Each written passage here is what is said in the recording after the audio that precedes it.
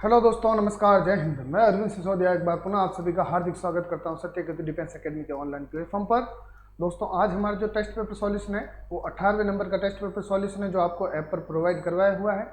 वहां से आप अवश्य रूप से टेस्ट दें और इसका सॉल्यूशन प्रत्येक दिन हमसे ले सकते हैं। ठीक है दोस्तों, तो आप सभी इन सबसे पहले लाइव क्लास को ज्वाइन करें, शेयर करें, कमेंट करें, कमेंट बॉक्स में अवश्य रूप से जय हिंद लिखे प्रश्न पढ़े तथा इसका उत्तर देने का प्रयास करें। प्रश्न क्या है, किस प्रकार से होंगे? 15 प्रश्न होंगे, 4 ऑप्शन होंगे। 4 ऑप्शन में से हमें प्रत्येक ऑप्शन का करेक्ट सही विकल्प चुनना है। प्रश्न पहला पढ़ते हैं। जिब्राल्टर जल डमरू मध्य किन दो महाद्वीपों को अलग करता है? ठीक है, कोई समस्या नहीं। तो दोस्तों, आपके एक तो आएगा अफ्रीका इस प्रकार से, और उसके ऊपर यदि हम देखा जाए तो यूरोप है।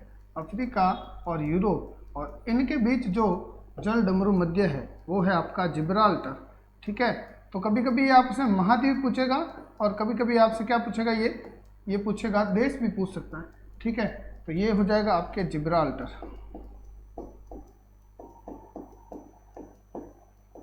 ये जिब्राल्टर, ये आपके अफ्रीका महाद्वीप, ये आपके यूरोप महाद्वीप। ठीक है, और देश यदि पूछता है हमसे तो दोस्तों देश हो जाएगा आपके, यहाँ पर तो आपके पड़ता है मोरक्को। मोरक्को यहाँ पड़ता है स्पेन। ठीक है, तो यूरोप के स्पेन और अफ्रीका के मोरक्को को पृथक करने वाला जिब्राल्टर जल डमरू मध्य है।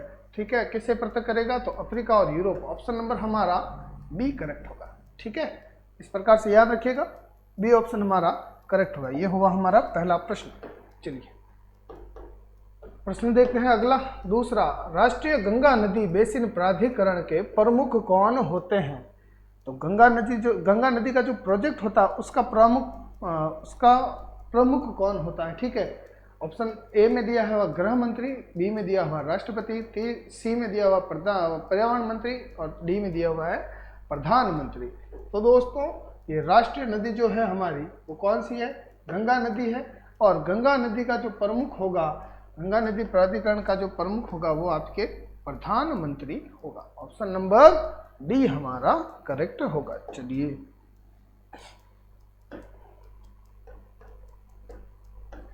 देखते हैं सवाल अगला, 13वां। साक्षी मलिक ने किस प्रतियोगिता में रियो ओलंपिक 2016 में भारत को पहला पदक जिताया था? चलिए, अच्छा सवाल है। ठीक है, तो बहुत ही देखा जाए तो ये तो आपके पुरानी करंट अफेयर्स हो गई, यानी कि ये इतिहास से संबंधित हो जाएगी, है तो वस्तुनिष्ठ। ठीक है, विविध के रूप में, परंतु जो बीत गया वो इतिहास कहलाता है। ठीक है, तो ये इतिहास ही रचा है क्योंकि इन्होंने पदक जीता है भारत के लिए। साक्षी मलिक ने किस प्रतियोगिता में? साक्षी मलिक का पूछा है, रियो ओलंपिक 2016 में हुआ था। और किस में जीता था भैया? तैराकी 400 मीटर, बैडमिंटन, फ्री स्टाइल कुश्ती 58 किलो, या टेनिस एकल। तो ऑप्शन नंबर हमारा सी करेक्ट होगा। फ्री स्टाइल कुश्ती 58 kg के भारोत्तोलन कुश्ती में आपके साक्षी मलिक ने पदक जीता था, भारत को पदक दिलाया था। ऑप्शन नंबर सी करेक्ट होगा। ओके, आगे बढ़िए, अगला सवाल देखिए। प्रश्न संख्या 4। किस स्वतंत्रता सेनानी को पंजाब केसरी के नाम से जाना जाता है? जल्दी से कमेंट करते रहिए आप, कमेंट में कोई देरी नहीं होनी चाहिए। ठीक है, अब रोज रोज कमेंट पढ़ना मेरी आदत है नहीं, क्योंकि रोज रोज कमेंट पढ़ते हैं, समय भी खराब होता है, कोई मतलब है नहीं, और उस समय को बचाकर आप दूसरी क्लासें भी ले सकते हैं। ठीक है, इसलिए कमेंट पढ़ना अवश्य नहीं है। आपको करना क्या है, सीधा सीधा उत्तर कमेंट करते जाइए, क्योंकि आपकी तैयारी बहुत मजबूत हो चुकी है अब तक। पंजाब केसरी के नाम से बाल Gangadhar Lala Lajpat Rai, option number B correct हुआ। लाला लाजपत राय को पंजाब केसरी के नाम से जाना जाता है। अगला सवाल देखिए भैया, प्रश्न संख्या 5। रांची निम्न में से किस राज्य की राजधानी भैया? ठीक है,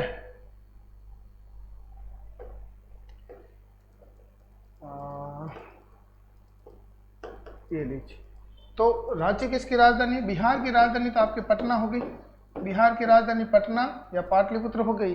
झारखंड की राजधानी हो गई रांची। ठीक है, और मणिपुर की हो गई इम्फाल, और उत्तराखंड की हो गई देहरादून। ऑप्शन नंबर हमारा कौन सा करेक्ट हो जाएगा? झारखंड। झारखंड, रांची झारखंड की राजधानी है। चलिए सवाल देखिए अगला। प्रश्न संख्या 6, भारत निम्न में से किसका सदस्य नहीं है? तो सार्क, ब्रिक्स और WTO, ठीक है। तो भारत इसमें से आसियान का सदस्य नहीं है, ठीक है। ऑप्शन नंबर ए हमारा करेक्ट होगा। भारत किसका सदस्य नहीं है भैया? आसियान का सदस्य नहीं है। ये लीजिए। प्रश्न संख्या देखिए अगली। प्रश्न संख्या 7 पूछा गया है, भगवान कृष्ण का जन्म कहाँ हुआ था? ठीक है, भगवान कृष्ण का जन्म कहाँ हुआ था? ठीक है, तो आप सीधा सीधा इस प्रकार से याद रखना कि मथुरा दास माथुर में, ठीक है। तो आंसर क्या निकलेगा हमारा? Option number A, Mathura, Uttar Pradesh में भगवान कृष्ण का जन्म हुआ था, ठीक है। तो उत्तर प्रदेश बहुत ही महत्वपूर्ण जगह है जहाँ पर भारत के जितने भी पुराने देवता है वो सभी वहाँ, उनका जन्म स्थान वही है, ठीक है। भगवान श्री राम, लक्ष्मण, भरत, आगे जाकर भगवान श्री कृष्ण, सभी का जन्म वहीं हुआ है। ओके। प्रश्न संख्या 8, किस महिला खिलाड़ी ने सर्वाधिक ग्रैंड स्लैम मैच जीते हैं? तो सर्वाधिक सेरेना विलियम्स, बिल्कुल करेक्ट आंसर है। सेरेना विलियम्स ही होगा आपके इसका करेक्ट आंसर। सेरेना विलियम्स ने सर्वाधिक ग्रैंड स्लैम मैच जीते हैं, ठीक है। सवाल देखिए अगला। प्रश्न संख्या 9 में पूछा गया है कि भारत की राजधानी दिल्ली से पूर्व में क्या थी? यानी कि दिल्ली से पहले भारत की राजधानी कौन सी थी भैया? ठीक है, तो भारत की राजधानी दोस्तों दिल्ली से पहले देखी जाए तो कलकत्ता थी। अंग्रेजों के समय कलकत्ता दिल्ली की राजधानी थी, उसके बाद आपके दिल्ली को बनाया गया, ठीक है। ऑप्शन नंबर ए करेक्ट होगा। सवाल देखिए अगला। संख्या 10, पानीपत का प्रथम युद्ध कब लड़ा गया? तो देख लीजिए भैया, पानीपत का प्रथम युद्ध हमारा 2 मिनट, ये सब युद्ध बाबर के द्वारा लड़े गए थे, ठीक है। बाबर ने सबसे पहले 26 में कौन सा युद्ध लड़ा था? 26 में पानीपत का प्रथम युद्ध लड़ा था। किसके साथ लड़ा था भैया? तो आपके इब्राहिम लोदी के साथ लड़ा था। और इब्राहिम लोदी प्रथम शासक था जो युद्ध भूमि में मारा जाने वाला, मध्यकालीन भारतीय इतिहास का युद्ध भूमि में मारा जाने वाला प्रथम शासक कौन था भैया? इब्राहिम लोदी था, जो लोदी वंश से संबंधित था। और बाबर मुगल वंश से थे, ठीक है। बाबर की माताजी जो थी वो मंगोल थी और पिताजी तुर्क थे। और मंगोल और तुर्क का जब प्लस करेंगे तो मुगल पैदा हुआ, ठीक है। अगला सवाल है 15वां, सॉरी बी ऑप्शन में दिया हुआ 1527 में खानवा का युद्ध। खानवा का युद्ध हुआ था राणा सांगा और भैया आपके बाबर के मध्य, ठीक है। उसमें बाबर की विजय हुई थी। इन चारों युद्ध में बाबर की ही विजय हुई थी, दूसरा किसी की नहीं हुई थी। अगला 1528 में देखा जाए तो आपके चंदेरी का युद्ध हुआ था। कौन सा हुआ था भैया? चंदेरी का युद्ध हुआ। और चंदेरी के युद्ध हुआ था बाबर और मेदिनी राय के मध्य। 29 में बाबर और मालवा तथा गुजरात के शासकों के मध्य युद्ध हुआ और उसमें घाघरा का युद्ध हुआ था, ये ठीक है। घाघरा का युद्ध हुआ था, सॉरी है ना, भूल गया था मैं, कन्फ्यूज हो गया। तो 1529 में घाघरा का युद्ध हुआ, ठीक है। चंदेरी का युद्ध 28 में हुआ, खानवा का 27 में, 26 में आपके पानीपत का युद्ध हुआ। ऑप्शन नंबर ए हमारा करेक्ट होगा, ठीक है। और ये इन सभी युद्ध में बाबर की विजय हुई थी और 1530 में बाबर की मृत्यु हुई। फिर हुमायूं आता है और हुमायूं का यदि सबसे इम्पोर्टेंट युद्ध देखा जाए तो चौसा के बाद बिलग्राम, कन्नौज या बिलग्राम का युद्ध और सरहिंद का वापस लास्ट युद्ध जो हुमायूं को था, जिसमें वापस वो मुगल सत्ता स्थापित करता है दिल्ली में। 15 साल के लिए वो बाहर रहता है, सिंध में रहता है, वहाँ पर शादी करता है, शादी करके बच्चे पैदा करता है, यहाँ आता है, फिर वापस युद्ध करता है सिकंदर शाह सूर से। सिकंदर सूर से युद्ध करता है कौन? हुमायूं युद्ध करके क्या करता है भैया? हुमायूं युद्ध करके वापस जीत जाता है दिल्ली को।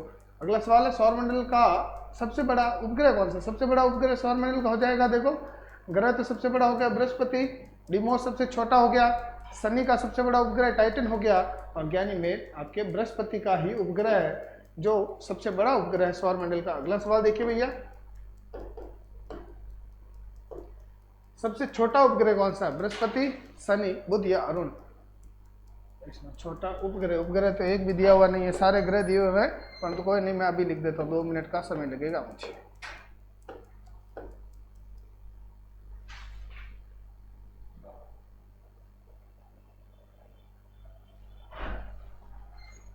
क्या लिखेंगे, अब हम लिखेंगे डिमोस, ठीक है।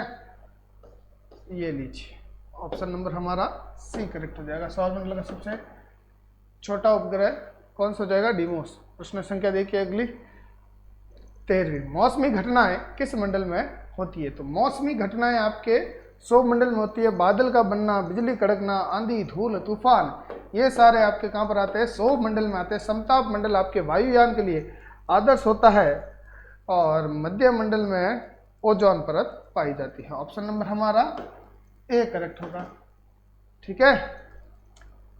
सवाल देखिए 14, ऑस्कर पुरस्कार किस क्षेत्र में दिया जाता है। ये प्रश्न बार बार आ चुका है और इसका उत्तर आपको याद हो गया और आपने रट भी लिया होगा। ऑस्कर पुरस्कार दिया जाता है सिनेमा के क्षेत्र में। ऑप्शन नंबर हमारा ए करेक्ट हो जाएगा।